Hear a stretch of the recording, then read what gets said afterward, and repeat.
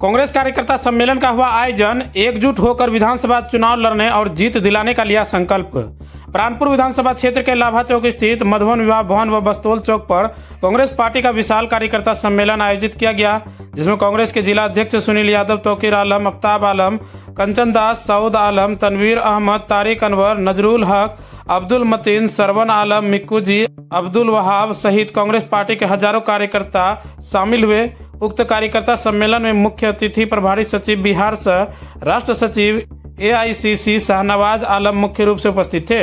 वहीं श्री आलम ने अपने भाषण के दौरान कहा कि कार्यकर्ता सम्मेलन का उद्देश्य देश के संविधान को बचाने, विधानसभा चुनाव लड़ने व चुनाव में जीत हासिल करने को लेकर किया गया है।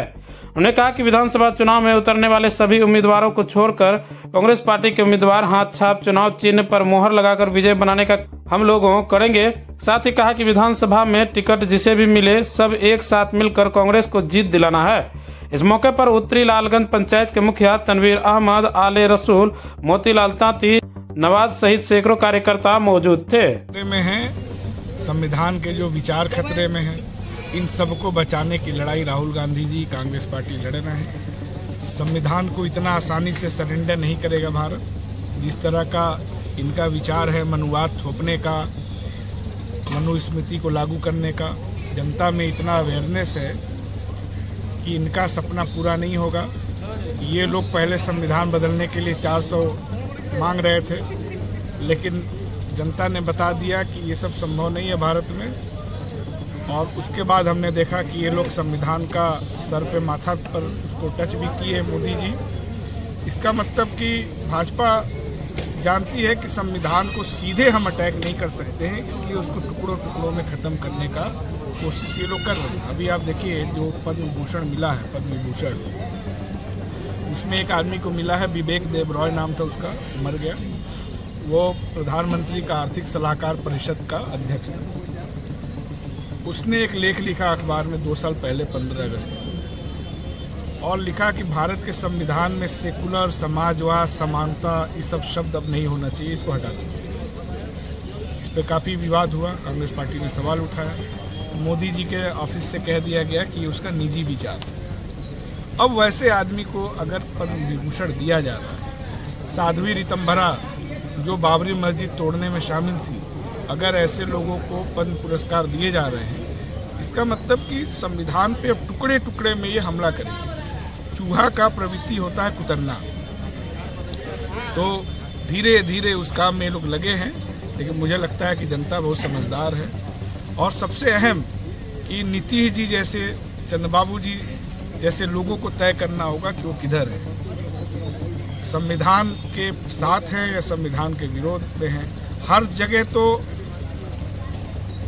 कुछ ना कुछ कंप्रोमाइज चल सकता है, ठीक है, बहुत सारी मजबूरियां होती हैं, ED, IB सब होता है, लेकिन संविधान के मुद्दे पे तो कोई कंप्रोमाइज नहीं होना चाहिए। मुझे लगता है कि इस बात को विपक्ष तो समझ ही रहा है, विपक्ष के दूसरे दल भी समझ रहे हैं। नीतीश जी की पार्टी के जो पिछड़े, अति पिछड़े दलित विधायक हैं, उनको भी ये बात समझ में आ रहा है। और मेरा मानना है कि जैसे जैसे चुनाव नज़दीक आएगा, आप देखेंगे कि JDU के बहुत सारे पिछड़े दलित समाज के जो विधायक हैं, जिनके ऊपर अपनी जनता का दबाव है कि संविधान विरोधियों का साथ आप छोड़िए, वो सब कांग्रेस पार्टी में और इंडिया गठबंधन में शामिल है। सर, उत्तराखंड में UCC लागू हो चुका है, उस पर कांग्रेस पार्टी इसका विरोध करती है। देखिए, संविधान सभा में बाबा साहब अम्बेडकर ने इस बात को कहा था कि ये अच्छा है, लेकिन ये व्यवहारिक अभी नहीं है, इसलिए उन्होंने उसको डायरेक्टिव प्रिंसिपल्स में रखा।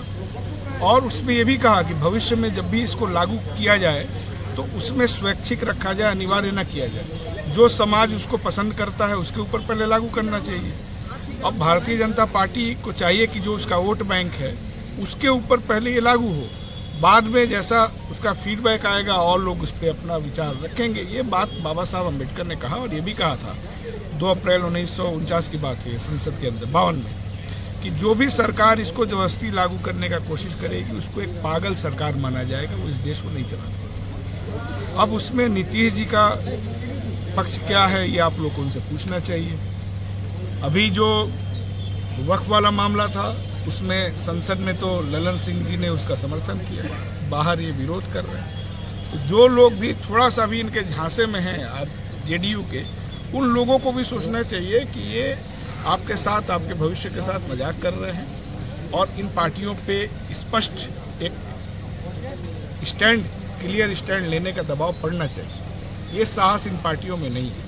इसका मतलब कि सिर्फ अगर मुसलमान वोट किए कांग्रेस को तो 54 सीट आया मैक्सिमम,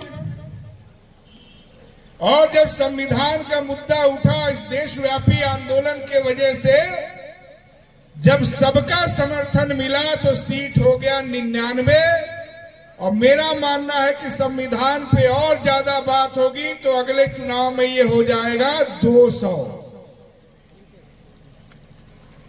यानी कि सिर्फ संविधान एक ऐसा मुद्दा है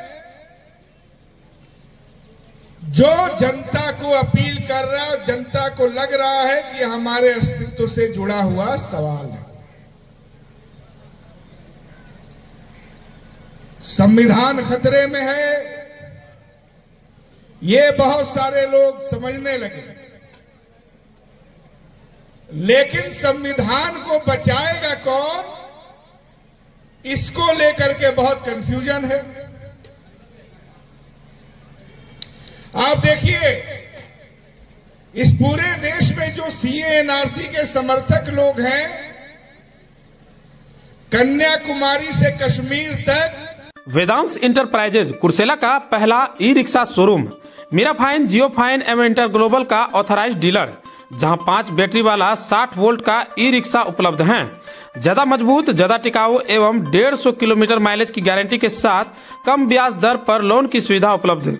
इसके अलावा नई ईस्टमैन बैटरी 135 और 145 एम्पियर की बैटरी भी 0% ब्याज पर फाइनेंस की सुविधा उपलब्ध है। यहाँ ईस्टमैन बैटरी सर्विस सेंटर भी हैं। बैटरी खराब होने पर रिप्लेसमेंट की पूरी गारंटी।